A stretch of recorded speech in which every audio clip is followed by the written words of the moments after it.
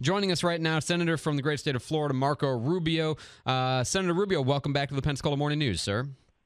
Thank you. Thanks so much. So let's start there. The cabinet still is not fleshed out. You have all these confirmations being held up. I think the average person might look at this and say, but I thought the Republicans controlled the Senate. What's the holdup? Yeah, there actually aren't that many held up. I don't know why the White House would say that. And the truth is there's only 2 cabinet appointments left that are vacant. It's Labor, who he appointed 3 weeks ago, and Agriculture. So yes, the Democrat holdup has been a factor in how long it's taken to get those people. There's no doubt about it. And they've basically used the rules to extend it down to the last second as far as they can. But those last 2, Labor was a new appointment because the original appointment withdrew.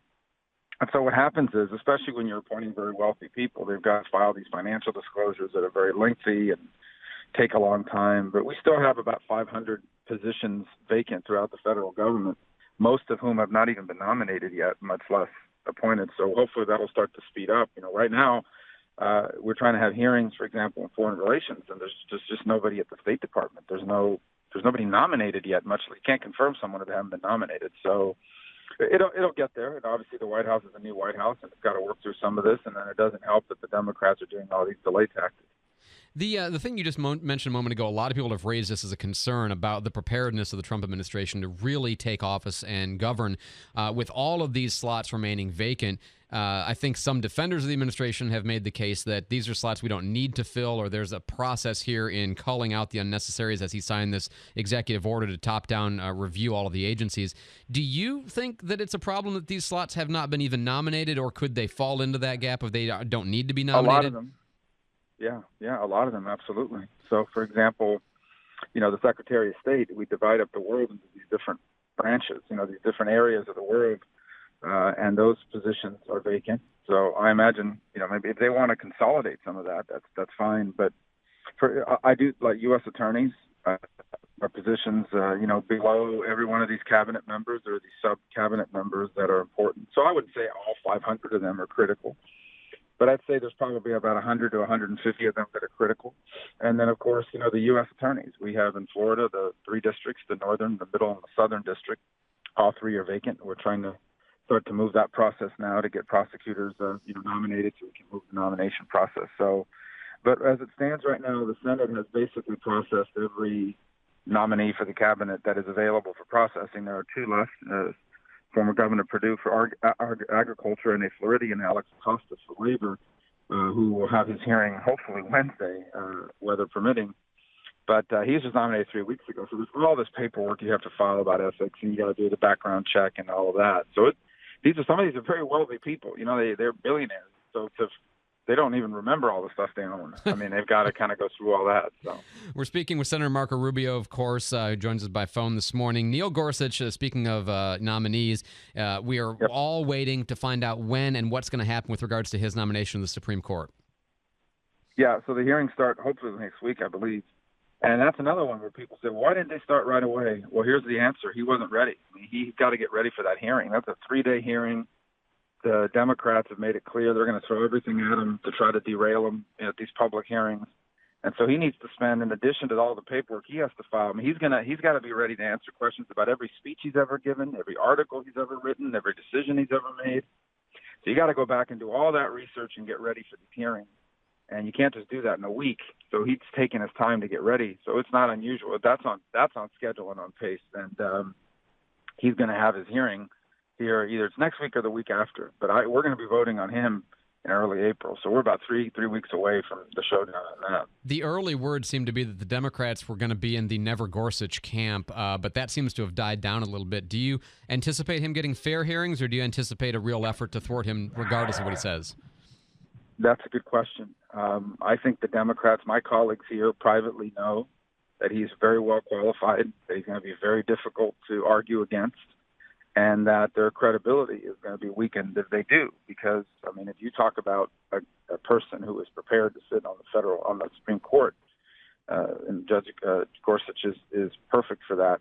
I think the problem they face is that there are some elements within their party, and some activist elements, some of them way out to the left, who basically want him to be against everything. I mean, they're a no on everything, and that includes this. They don't even know anything about this man, but they're already against him.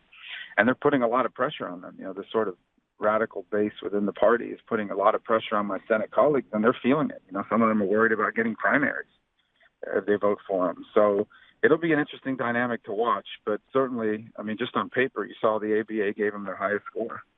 Yeah, exactly. We're all optimistic, I think, hopefully optimistic about this turning out the right way.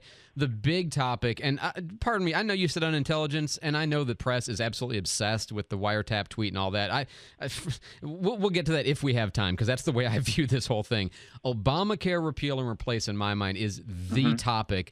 It's obviously going to come over to the Senate eventually. What's your assessment of either what needs to change in the bill, the CBO's scoring of it yesterday, or where you see this process going? Well, the best way I've always described it to everybody is, first of all, we're focused on health insurance here, but really the issue here is health. What is the best way to get people care they need so they can be healthy? That's the goal here. We keep talking about insurance as the center. Insurance is the way we pay for it. So first and foremost, we want people to have access to high-quality health care, and obviously want them to be able to pay for it so it doesn't prevent the access. That's the first thing I want people to understand. The second thing I would say is, 70% of Americans have insurance. They get it through their employer or they get it through the government, like Medicare. I want to protect Medicare. I want to preserve it. I want it to exist for future generations. I want it to make it easier for employers to be able to continue to provide health care for their employees and to make it more affordable. So there are all sorts of regulatory changes we can make that make the private insurance market healthier for the group insurance market. So what we're really focused on here is the small but significant number of Americans who can't get insurance from the government and who can't get insurance from their employer.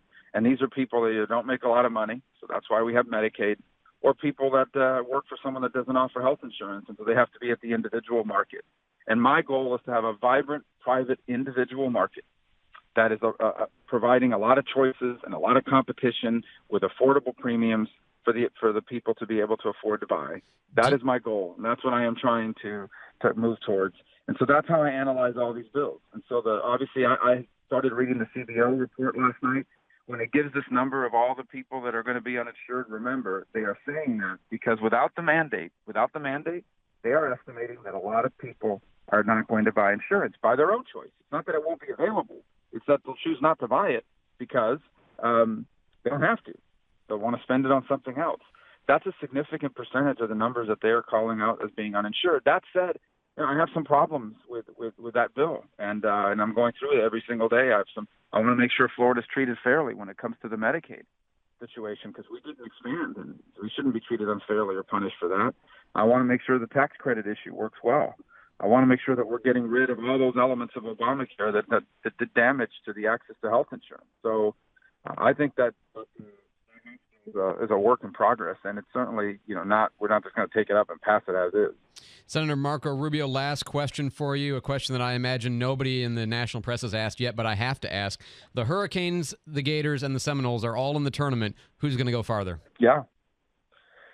Oh, well, obviously the Gators. I don't mean that disrespectfully, but also Florida Gulf Coast is in there. Oh, that's right. Florida Gulf Coast. That's right, too. All right. Yeah, well, we're well represented. We're well represented. And then, the University of South Carolina, Frank Martin, the Floridian, is coaching that team. So Florida's got a good presence in the tournament. And, it looks like, I just looked at the bracket last night. It'll be a while before any of our teams have to face each other.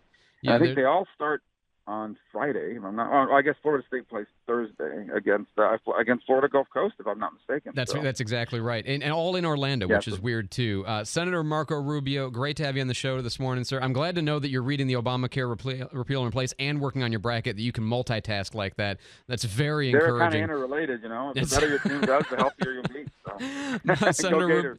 Senator Rubio, thank you so much for the time this morning. We always appreciate it, sir. Thank you.